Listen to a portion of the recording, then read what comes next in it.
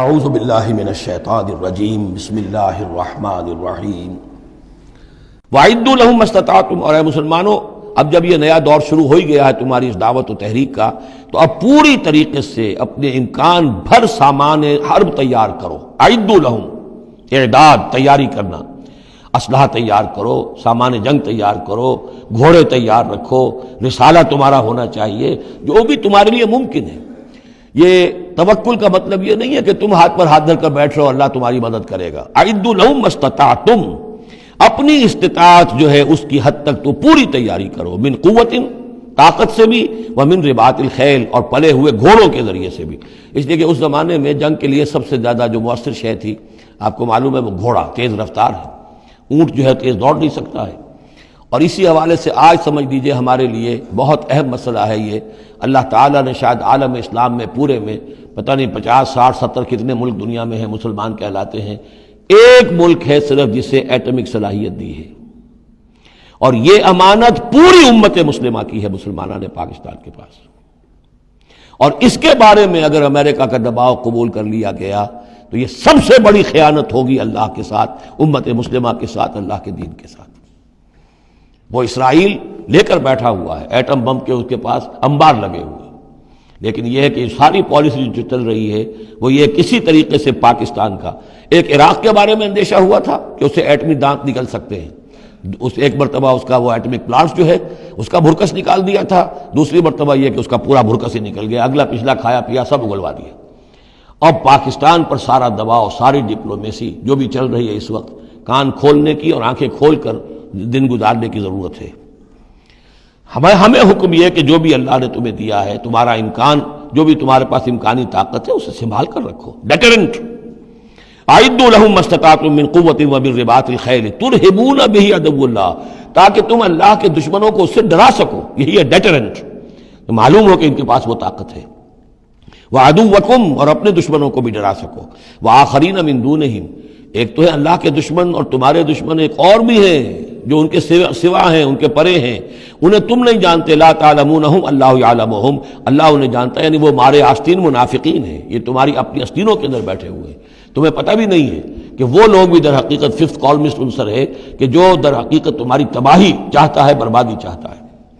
وما تنفقوا من شیء، اب ظاہر بات ہے کہ اگر ساز و سامان فراہم کرنا ہے، اسلحہ فراہم کرنا ہے، اور ساز و سامان کے لیے جو ہے گھوڑے تیار کرنے ہیں، تو انفاق کرنا پڑے گا۔ انفقوا مما رزقناکم وما تنفقوا من شیء فی سبیل اللہ یوفی الیکم، اور دیکھو جو کچھ بھی تم خرچ کرو گے اللہ کی راہ میں، وہ پورا پورا تمہیں مل جائے گا، پورا پورا دیا جائے گا۔ وانتم لا تظلمون، اور تم پر کوئی زیادتی نہیں ہوگی، تمہاری کوئی حق تلفی نہیں ہوگی۔ تم دو تو صحیح، اب وہ پورے 2 رکوع ذہن میں لے آئیے جو سورہ بقرہ میں ہم نے پڑھے تھے کہ اگر کوئی شخص اللہ کی راہ میں مال خرچ کرتا ہے، فی سبیل اللہ خرچ کرتا ہے، تو جیسے ایک دانہ جو ہے وہ زمین کے اندر ڈال دیتے ہو، اس سے جو ایک پودا نکلتا ہے، اس میں سٹے ہوتے ہیں، 7 سٹے ہیں، اور ہر سٹے کے اندر 100 دانے ہیں، تو وہ ایک دانہ 700 دانے پیدا کر رہا ہے، اور اللہ تعالیٰ جس کو چاہے گا 700 گنا سے بھی زیادہ اجر و ثواب دے گا۔ کہاں صد کر رکھ رہے ہو اپنے پیسے، خرچ کر دو اسے، اس لیے کہ اب اس دعوت کا اور اس تحریک کا اور محمد رسول اللہ کی جو جد و جہد ہے اس کا وہ مرحلہ آ گیا ہے کہ اب ساز و سامان اور کیل کانٹے سے لیس ہونا ضروری ہے۔ وَإِن جَنَحُوا لِلسَّلْمِ فَانْجَحْ لَهَا، اور اے نبی اگر وہ اپنے بازو، اپنے کندھے نیچے گرا دے امن کے لیے، صلح کے لیے، اگر قریش آمادہ ہو جاتے ہیں تو آپ بھی جھک جائیے، کوئی بات نہیں، صلح کر لیجیے۔ وَتَوَکَّلْ عَلَى اللَّهِ، اللہ پر توکل کیجیے، یعنی یہ کہ اگر وہ صلح کرنے کے اوپر آمادہ ہے صلح کر لیجئے، اور ڈریے نہیں کہ ہو سکتا ہے وہ چال چل رہے ہوں، نہیں، صلح کا جواب صلح سے دیجئے، لیکن یہ کہ اللہ پر توکل کیجئے۔ وَهُوَ السَّمِيعُ العليم، وہ سب کچھ إِنَّهُ هُوَ السَّمِيعُ العليم، یقیناً وہ سب کچھ سننے والا اور جاننے والا ہے۔ وَإِن يُرِيدُوا أَن يَخْدَعُوكَ، اور اگر وہ چاہتے ہو کہ آپ کو دھوکہ دے دیں، فَإِنَّ حَسْبَكَ اللَّهُ، تب بھی آپ نہ گھبرائیں، آپ کے لیے اللہ کافی ہے، اللہ کی طرف سے ضمانت ہے۔ هُوَ الَّذِي أَيَّدَكَ بِنَصْرِهِ وَبِالْمُؤْمِنِينَ، وہی تو ہے اللہ جس نے اے نبی آپ کی مدد کی ہے اپنی نصرت سے اور اہل ایمان کے ذریعے۔ یہ ذرا نوٹ کیجئے، اللہ نے محمد کی مدد کی ہے اہل ایمان کے ذریعے، یعنی اللہ تعالیٰ کا یہ فضل ہوا محمد رسول اللہ صلی اللہ علیہ وسلم پر کہ ایسے صحابہ عطا فرمائے جو مخلص تھے، کہ جہاں آپ کا پسینہ گرا وہاں انہوں نے اپنی خون کی ندیاں بہا دی۔ حضرت موسیٰ کو ایسے ساتھی میسر نہیں آئے. کیا حال تھا جبکہ ان کو کہا گیا اللہ کی راہ میں جنگ کرو، اور ان کا فضل بنتا و رب کا فقاتل انا ہنا قائدون، جاؤ تم جاؤ، ہم بیٹھے ہیں یہاں. رب انی لا املک الا نفسی واخی فافرق بیننا و بین القوم الفاسقین.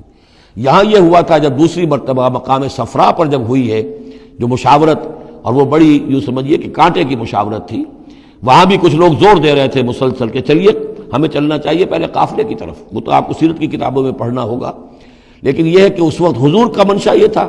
آپ بار بار کہ اچھا آپ اور لوگ مشورہ دیں، اور لوگ بھی مشورہ دیں. حضرت مقداد نے کھڑے ہو کر یہی بات کہی رضی اللہ تعالیٰ عنہ، اے نبی آپ ہمیں موسیٰ کے ساتھی نہ سمجھیے جنہوں نے کہہ دیا تھا وَسَبَنْتَ وَرَبُّكَ فَقَاتِلَا إِنَّا هُنَا قَاعِدُونَ. ہم آپ کے ساتھی ہیں، آپ جو حکم دیں ہم حاضر ہیں. حضرت ابوبکر نے تقریر کی، حضرت عمر نے تقریر کی. حضور دیکھ رہے ہیں انصار کا کیا منشا ہے، ان کی کیا رائے ہے. پھر کھڑے ہوئے حضرت سعد، انہوں نے کہا ہے کانک تعنینا یا رسول اللہ، اے اللہ کے رسول شاید آپ کا روح سخن ہماری جانب ہے، شاید اس وجہ سے کہ ہمارا جو معاہدہ ہوا تھا بیعت عقبہ ثانیہ میں وہ یہ تھا کہ اگر مدینے پر حملہ ہوگا تو ہم آپ کی حفاظت کریں گے، شاید یہ گمان ہے آپ کا. فَإِنَّا آمَنَّا بِكَ وَصَدَّقْنَاكَ، ہم آپ پر ایمان لا چکے، ہم نے آپ کی تصدیق کی، ہم نے آپ کو اللہ کا رسول مانا. اب ہمارے پاس کوئی آپشن نہیں ہے.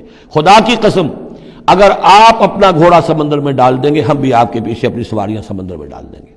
اور خدا کی قسم اگر آپ ہمیں کہیں گے ہم اپنی اونٹیوں کو دبلا کر دیں گے، برق الغماد تک جا پہنچیں گے، یعنی یمن کا شہر ہے برق الغماد، وہاں تک پہنچ جائیں گے چاہے ہماری اونٹنیاں لاغر ہو جائیں. اس کے بعد حضور کا چہرہ کھل اٹھا کہ انصار کی طرف سے بھی ان کے ایک رئیس نے یہ بات کہی ہے. پھر آپ نے کہا چلو اب بدر کی طرف. تو یہ اللہ تعالیٰ نے گویا کہ حضور کی مدد کی ہے اہل ایمان سے. هو الذی ایدک بنصرہ، ایک تو اللہ کی مدد آئی آسمان سے، فرشتے آئے، اور ایک وبالمؤمنین، اور اہل ایمان کے ذریعے سے آپ کی مدد کی ہے. من انصاری الی اللہ، کون ہے میرا مددگار اللہ کی راہ میں.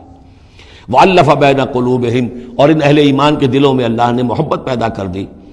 لَوْ أَنفَقْتَ مَا فِي الْأَرْضِ جَمِيعًا مَا أَلَّفْتَ بَيْنَ قُلُوبِهِمْ، ارے نبی اگر آپ دولت کے ذریعے سے محبت پیدا کرتے کہ لوگوں کو زیادہ زیادہ ان کے دل کی نرمی کے لیے، تالیف قلب کے لیے جو ہے پیسے دیے جائیں، اگر زمین کی ساری دولت بھی آپ خرچ کر دیتے تو ان میں یہ تالیف، یہ الفت پیدا نہیں ہو سکتی تھی.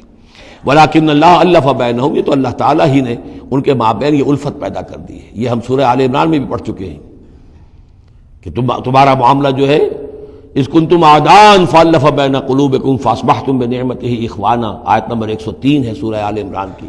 وکنتم علی شفا حفرۃ من النار فانقذکم منها کذالک یبین اللہ لکم آیاتہ لعلکم تہتدون. تم تو تباہی کے آگ کے گڑھے کے کنارے تک پہنچ چکے تھے.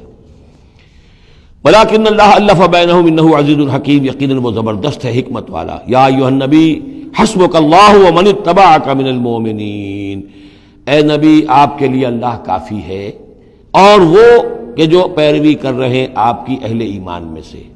ایک ترجمہ تو اس کا یہ ہوگا، یعنی جو اگر اوپر والی آیت کے ساتھ اس کو جوڑے، ایک یہ بھی ہو سکتا ہے اے نبی اللہ کافی ہے آپ کے لیے بھی، اور جو آپ کی پیروی کرنے والے ہیں مسلمان ان کے لیے بھی. ان کے لیے بھی اللہ کفایت کرتا ہے، ان کی مدد کے لیے، ان کو سہارا دینے کے لیے. تو یہ ایسی کنسٹرکشن ہے جملے کی کہ دونوں معنی لیے جا سکتے ہیں. صدق اللہ العظیم.